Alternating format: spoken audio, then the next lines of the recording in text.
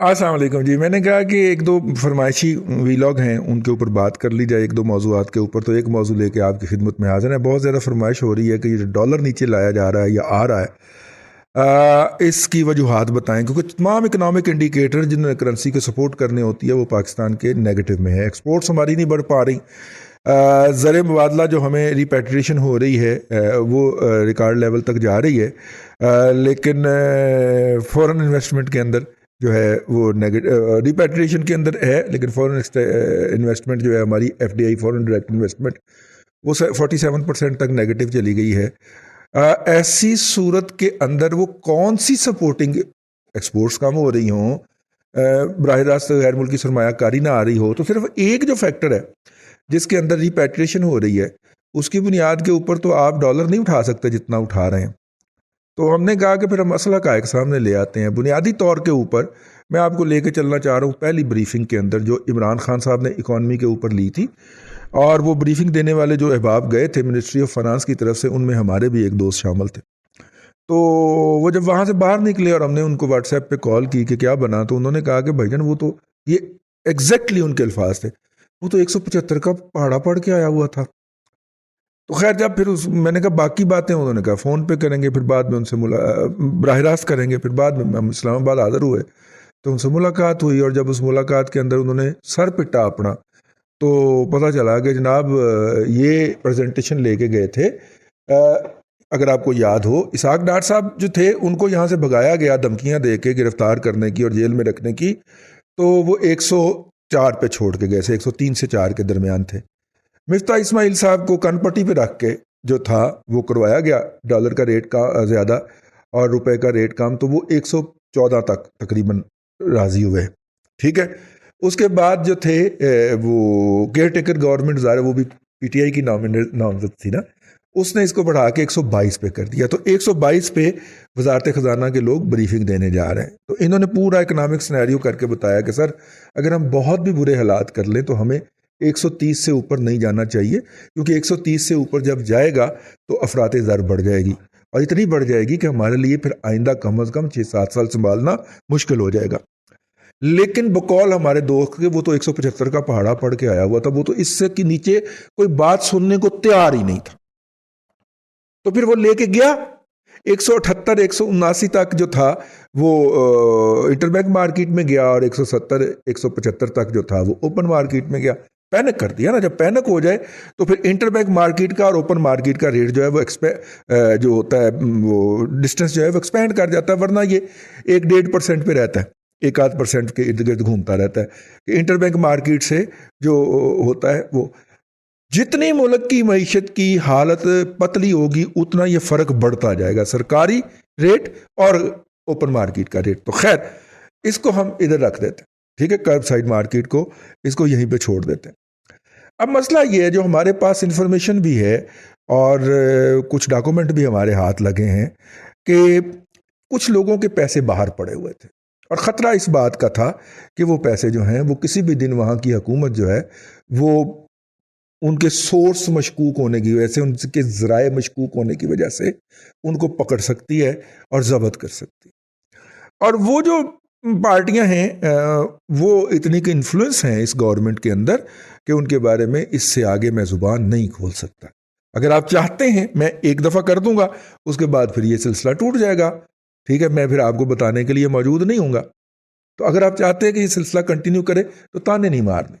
आपकी मुबलग औकात तो ये है ना कि जितना का हम कर चुके हैं, वो तो आपकी औकात इतनी भी नहीं है कि आप अपनी असली ID से बना के आ जाए हमें तनकीद करने के लिए।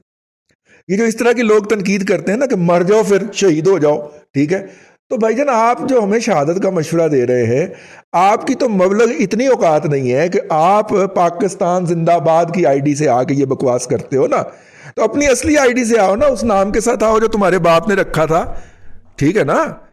हमें मशवरे दे रहे हैं पादरी का, अपनी इतनी औकात नहीं है कि अपना असली नाम से कमेंट करने आ जाए। तो खैर इससे आगे हम इस पे बात नहीं करते कि वो किन लोगों का पैसा है, लेकिन जिनका है वो कितने के इन्फ्लुएंसर हैं उनकी मैंने आपको वो बता दी। अब जब वो पैसा वापस आना था तो उसके ज्यादा रुपए चाहिए थे, ठीक है, और जब उसके ज्यादा रुपए चाहिए थे तो फिर वो 170 तक टच करवाया गया। अब वो लोग पैसे लाए हैं, FATF یا نو FATF تمام پہلے اسکیم کھولی گئی ان کے لیے، وہ جو حلال اسکیم تھی نا منی وائٹننگ کی ہے، ہاں وہ کھولی گئی کہ پیسے دے اور اتنے % دے کے جمع کروا لیں. کہا نہیں یہ بھی ٹھیک نہیں ہے، یہ تو پیسے کٹتے ہیں اس کے اندر، اس میں سرکار کو دینا پڑے گا اور کل کو ٹیکس بھی دینا پڑے گا. اوکے. پھر انہیں کی فرمائش کے اوپر پراپرٹی کی ونڈو کھولی گئی کہ پراپرٹی کے اندر آپ پیسہ لائیں، آپ سے سورس نہیں پوچھا جائے گا، نہ آپ سے ٹیکس لیا جائے گا. ٹھیک ہو گیا، مطلب انکم ٹیکس جب سورس نہیں پوچھنا تو پھر انکم ٹیکس بھی نہیں لینا. تو پھر اس کو ایک چکر لگوائیں اور چکر لگوا کے آپ اس کے بعد پراپرٹی کو بیچ دیں اور پیسے کمائیں، اور جو بھی آپ سے پوچھنے آئے اس کو کہیں گے بھی میں نے پراپرٹی سے لیا اور یہ مجھے قانونی ایگزمپشن حاصل ہے.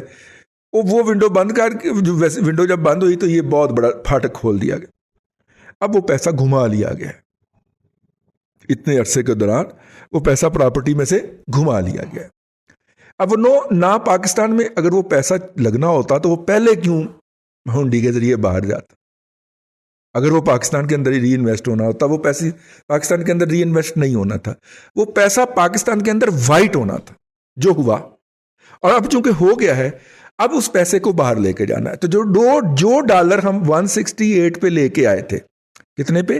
168 پہ ہم نے انکیش کیا تھا، اور سرکار نے یوتھیا مجہول القوم الجاہلیہ للعقل للمحدود نے اس کے اوپر دھوالیں ڈالی تھی کہ بڑے پیسے آ رہے ہیں. اب وہ پیسہ واپس بھیجا جانا ہے لیگل طریقے سے، اور جب ہم لیگل طریقے سے اس کو واپس بھیج رہے ہوں گے تو ہم سرکار کو 148 یا 150 روپے دے رہے ہوں گے $1 کے. ٹھیک ہے. جب ہم ڈالر لے کے آئے تھے تو ہم نے کتنا وصول کیا تھا؟ ہم نے کتنا وصول کیا تھا؟ 168 روپے اسی ڈالر کے. اب ہم سرکار کو کہہ رہے ہیں کہ جی میں وہ وہاں پہ نا ایک میں نے چھوٹا سا گھر خریدا تو یہ پیسے میرے ذرا ریپیٹریٹ کر دیجئے. ٹھیک ہے. اور ہم اب بینک کو یا اسٹیٹ بینک کو کتنے پیسے دیں گے؟ 148 روپے، یعنی 20 روپے کی تو یہیں سے ہم نے. ٹھیک ہے. تو اب جو ڈالر نیچے گرایا جا رہا ہے، میرے پاس اطلاعات ہیں کہ 148 اس کا ٹارگٹ ہے. آج بھی اس گئے گزرے ماحول میں بھی، گئے گزرے حالات میں بھی پاکستان کی جو کرنسی ہے اس کی ویلیو 140 روپے سے اوپر نہیں بنتی. ڈالر 140 سے اوپر کا نہیں بنتا. یہ بات ڈاکٹر اشفاق حسن سے لے کے ڈاکٹر صدیقی تک سارے لوگ کہہ چکے ہیں. کوئی 136 کا کہتا ہے، کوئی 135 کا کہتا ہے، کوئی 138 کا کہتا ہے. میں نے 140 حد لمٹ لگا دی. 140 سے زیادہ کا نہیں بنتا. لیکن واردات کیا ہے وہ میں نے عرض کر دی ہے. اس کا نتیجہ کیا ہوا؟ اس کا نتیجہ یہ ہوا کہ جو چیز پہلے 105 کی آتی تھی، ان کی قدموں کے بعد، ان کے قدم نازل ہونے کے بعد جو سونامی کی صورت میں آئے، اب وہ چیز 160 کی آتی ہے. دکاندار نے ریٹ فکس کر دیا ہے، را مٹیریل کا دکاندار نے ریٹ فکس کر دیا ہے اور گاہک نے قبول کر لیا ہے. اب وہ چیز 152 کی آئے، 151 کی آئے، منافع کس کا بڑھنا ہے؟ دکاندار کا. وہ نہیں ریٹ گھٹانے لگا. اور نہ حکومت کے پاس کوئی ایسی مؤثر یا غیر مؤثر پالیسی یا مشینری موجود ہے کہ وہ جا کے اس کو کہے کہ تم نے تو اس ریٹ کے اوپر ریٹ یہ رکھا ہوا تھا اور اب جناب جو ہے چونکہ ڈالر نیچے آ گیا تو ریٹ کم کر. یہ نہیں ہوگا. تو جو پاکستان کے اندر افراط زر یعنی کہ مہنگائی درآمد کرنی تھی وہ بھی کر لی، بیڑا غرق کر دیا. عام آدمی کا گراس روٹ لیول تک بیڑا غرق ہوا. انہوں نے 105 سے 165 کا سفر طے کروایا. ٹھیک ہے. دکاندار نے 105 سے 275 کا سفر طے کر لیا کیونکہ اس نے اپنا پروفٹ بھی مینی فولڈ کر دیا نا اس کے اندر.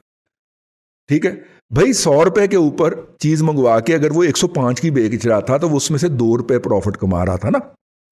تو اب اگر وہ 165 کی چیز منگوا کے تو 170 کی بیچے گا تو اتنا تو وہ ایماندار نہیں ہے نا، یا اتنا تو وہ رحم دل نہیں ہے نا.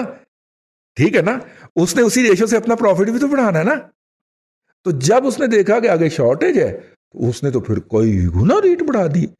یہ جو سارا بیڑا غرق کیا، پاکستان کی امپورٹس رک گئیں، چائنا کے ساتھ امپورٹس کے اوپر ڈیوٹی لگا دی گئی، نان ہڈن بیریئر لگا دیے گئے، اور نتیجہ جو ہے وہ آپ کے سامنے ہے. تو یہ ہے بھائی جان ان की इकोनॉमिक पॉलिसी को इकोनॉमी के प्रिंसिपल के ऊपर ना डिटरमन किया जा सकता है, ना उन्हें तजर्बा किया जा सकता, क्योंकि ये वारदात डाल रहे होते हैं। और ये वारदात जो है मैंने आपके जो है वो गुजारिश करती है। ठीक है, उम्मीद है कि बहुत सारे लोग जो हमें डॉलर के बारे में फ़ोन करके पूछ रहे हैं या कह रहे हैं, मैंने किसी के साथ इंडिविजुअली दिमाग नहीं खपाना, मैंने इसलिए वीलॉग कर दिया है कि आपके सवाल का जवाब मिल जाए। जब तक उन साहब लोगों के पैसे वापस नहीं जाएंगे उस वक्त तक ये वारदात चलती रहेगी, डॉलर नीचे जो है वो जाता रहेगा। हमारा वीलॉग सुन के रजा बाकर दौड़ना लगा दें एक बात। लेकिन इससे एक दूसरा पॉजिटिव पहलू भी, और दूसरा पॉजिटिव पहलू ये है कि उन्होंने भागने का इंतज़ाम शुरू कर दिया है। अल्लाह आपको आसानियाँ अता करे और आसानियाँ खल्क़े खुदा में तकसीम करने की तौफीक अता करे।